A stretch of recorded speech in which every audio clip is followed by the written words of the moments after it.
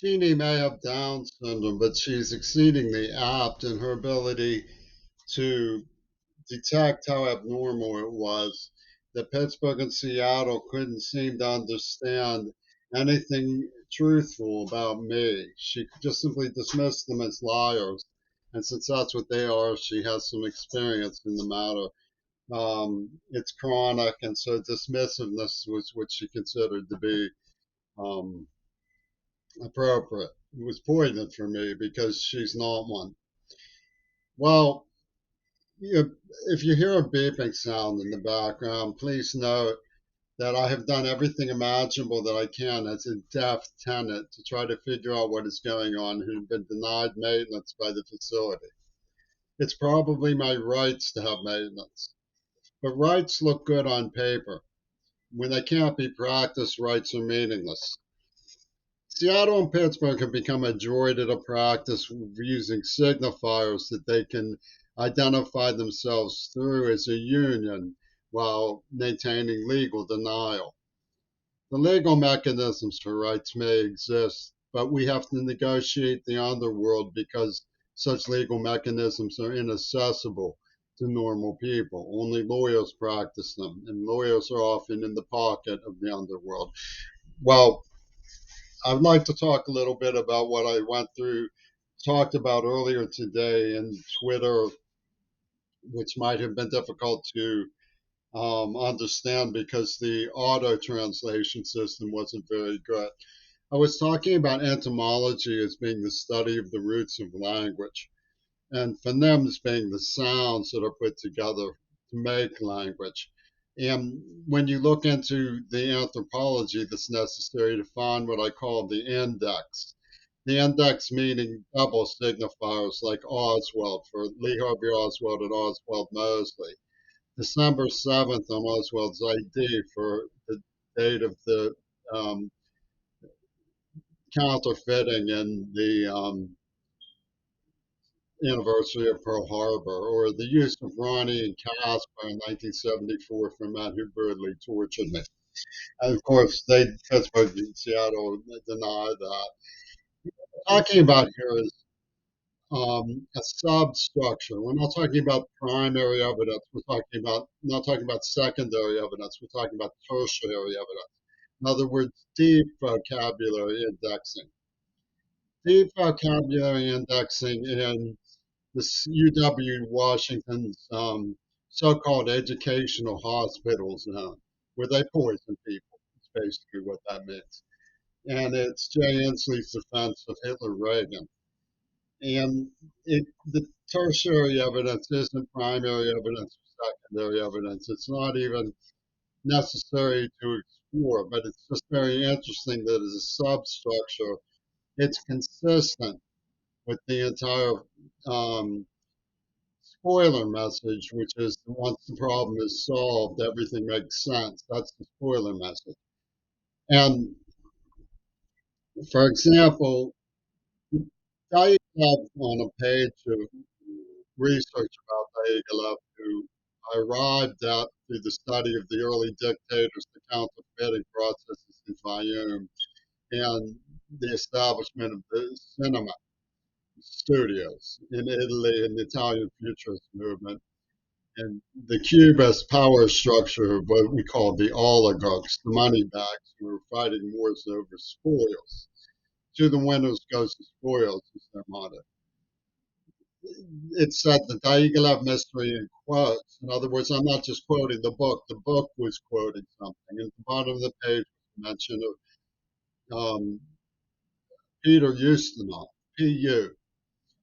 Well, it's interesting that the man who drove me to Seattle, drove me out of Pittsburgh, whose gang activity lied about me, said I was driving recklessly Kelly's school bus incident when I was a passenger who was in pain, quit the job in outrage. I left the town and they told me he was a distinguished person not to make complaints about him. Before that even happened, I'd gone to the post office to report him for fraud. He got arrested for a $6 million museum heist. One of his friends was really close with a Trump speechwriter named Eisenstadt, who I worked at a newspaper, from whom the phrase "to the winter go the spoils" comes from. He was an Israeli who used to disguise his voice and pretend he was Abdul the terrorist. These were people who lied about me. I mean, it's just crazy. So I left, and Seattle swooped down to help them, banned me from school, for example, and continues in these tirades of, you know, fanatical hatred for people who are not any different than themselves. I mean, there's plenty of people in Seattle who look at adult pornography, if that's what they're gyrating about now. So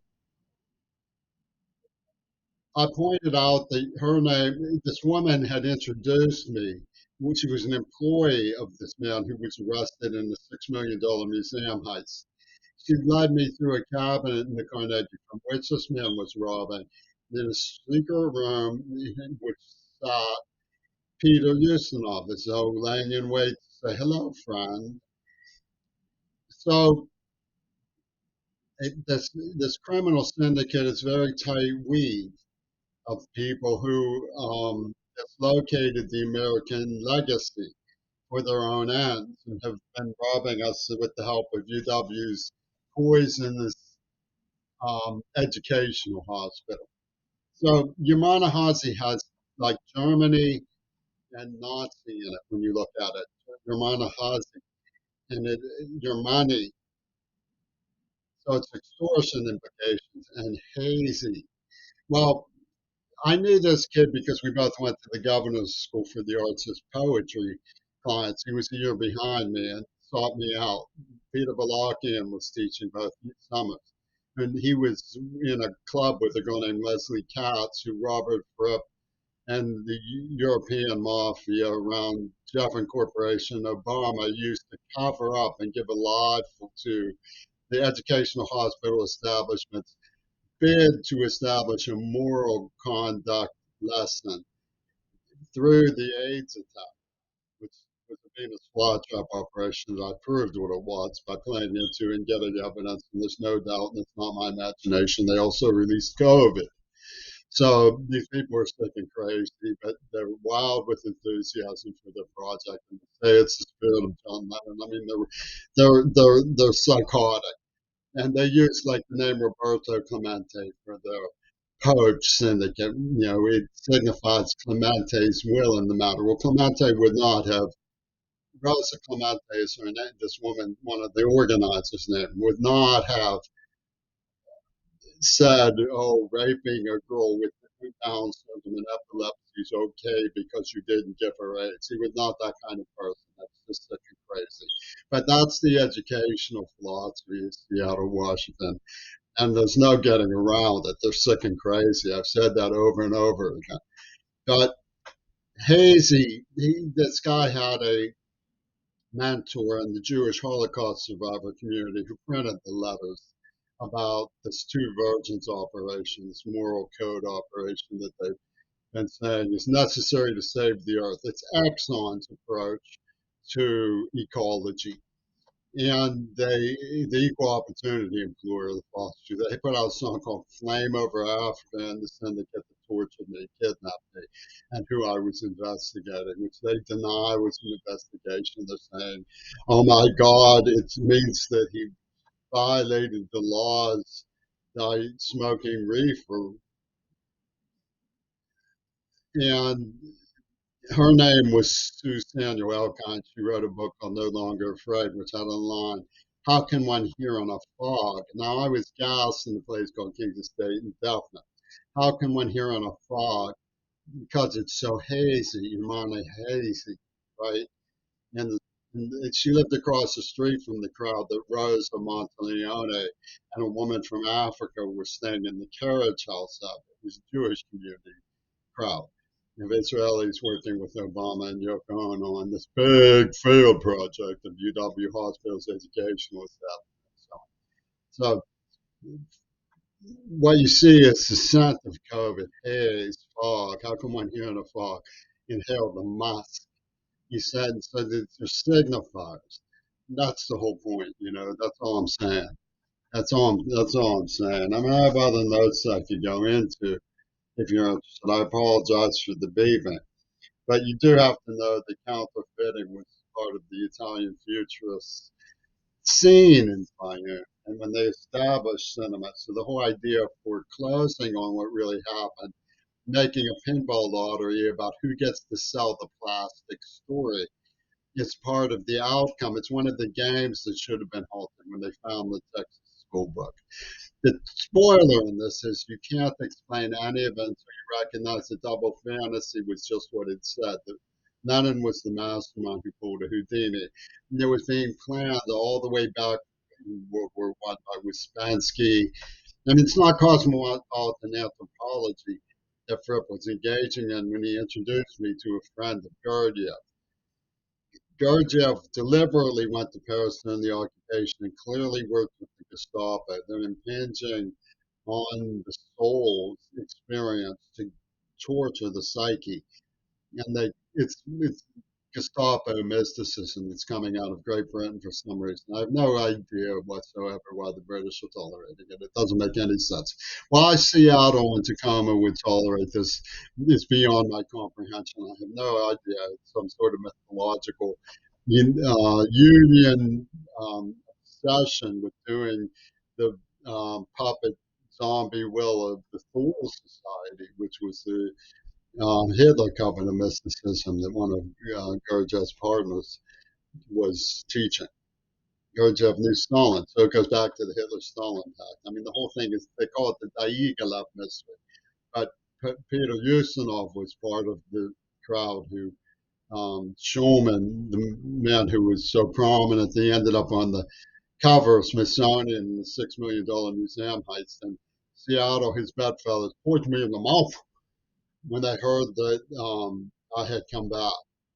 You know, they didn't care at all that he'd been telling the truth. He was homeless for 2 years. I got diabetes, erectile dysfunction, Parkinson's disease from their educational process of malpoison. I mean, it's obscene, absurd. You know, the idea that I'm trying to impugn Greta Thunberg, I'm trying to rescue her from this nonsense. You know, this the Exxon's approach to climate change translates as flame over Africa. They're not. It's not an ecology program. It's a genocide program. You have to get it through your head that there's a difference. If you don't get it through your head that there's a difference, you're just going to play out as the victory of Casper, the friendly Hitler, redeeming from Leninism at the contract of the Black Panthers in Hollywood. La di da di da di da. It doesn't make any sense at all. All of the evidence shows that the whole thing was planned. And the two versions came should have had a stop put to it. Major League Baseball should bow their heads in shame. And this game about who conquers the bag of gold in the Hollywood explanation as a patriot to the NAACP is hooey. It's a con job, and that's all it is. And the people who promoted it predatored on me. They exploited and implanted nerve agent. I mean, a nerve agent on a child. Jeannie just said they're liars. She just had the sincerity and aptitude to call it what it was.